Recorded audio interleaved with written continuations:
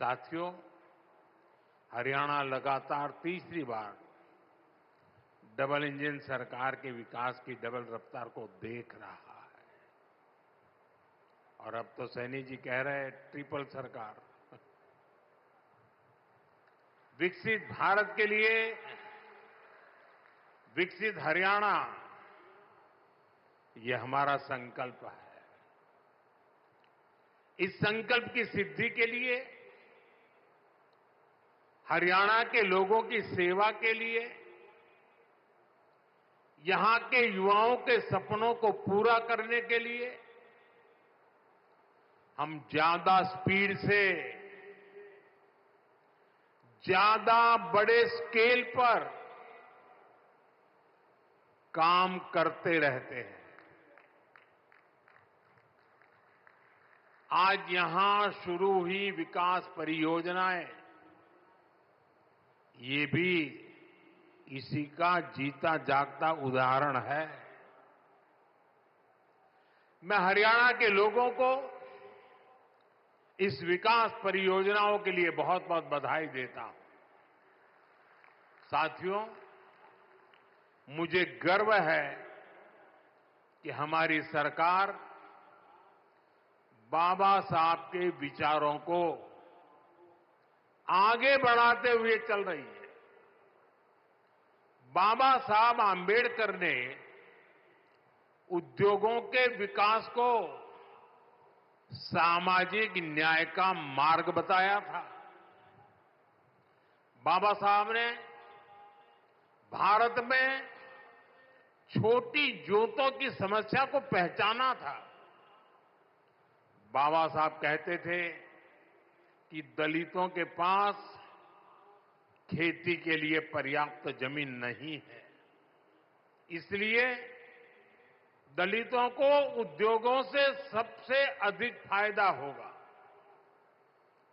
बाबा साहब का विजन था कि उद्योगों से दलितों को ज्यादा रोजगार मिलेंगे और उनका जीवन स्तर ऊपर उठेगा।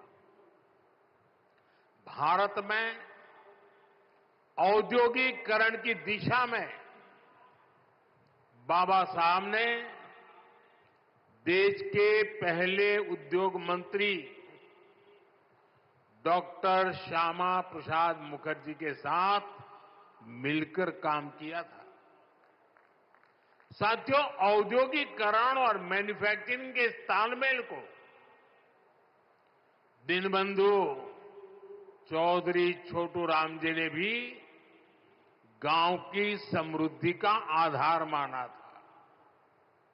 वो कहते थे, गांवों में सच्ची समृद्धि तब आएगी जब किसान खेती के साथ साथ छोटे उद्योगों के माध्यम से भी अपनी आय बढ़ाएगा।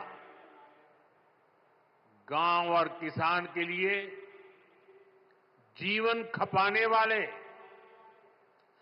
चौधरी चरण सिंह जी की सोच भी इससे अलग नहीं थी।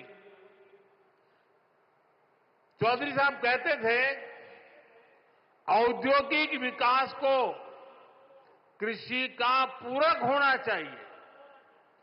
दोनों हमारी अर्थव्यवस्था के स्तंभ हैं। साथियों, मेक इन इंडिया के,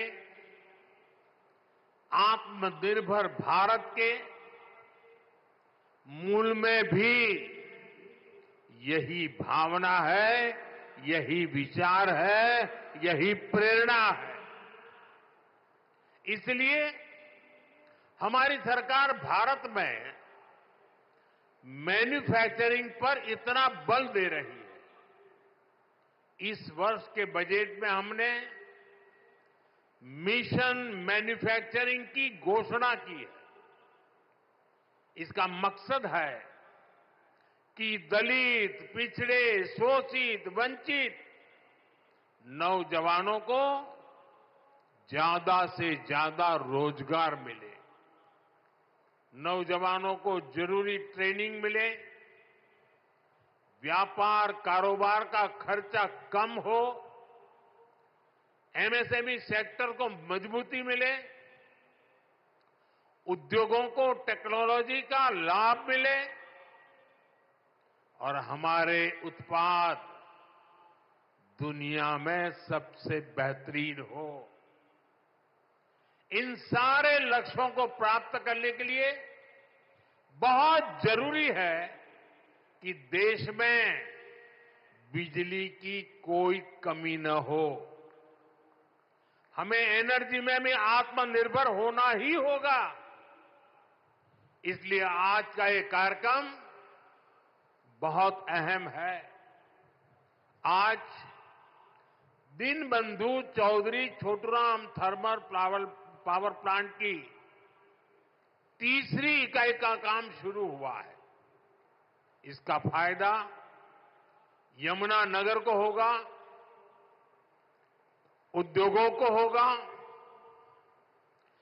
भारत में जितना औद्योगिक विकास, जैसे प्लाईवुड बनता है, उसका आधा तो यमुनानगर में होता है। यहां एल्यूमीनियम, कॉपर और पित्तल के बर्तनों की मैन्युफैक्चरिंग बड़े पैमाने पर होती है। यहीं से पेट्रोकेमिकल प्लांट के उपकरण दुनिया के कई देशों में भेजे जाते हैं। बिजली का उत्पादन बढ़ने से इन सभी को फायदा होगा। यहां मिशन मैन्युफैक्चरिंग को मदद मिलेगी।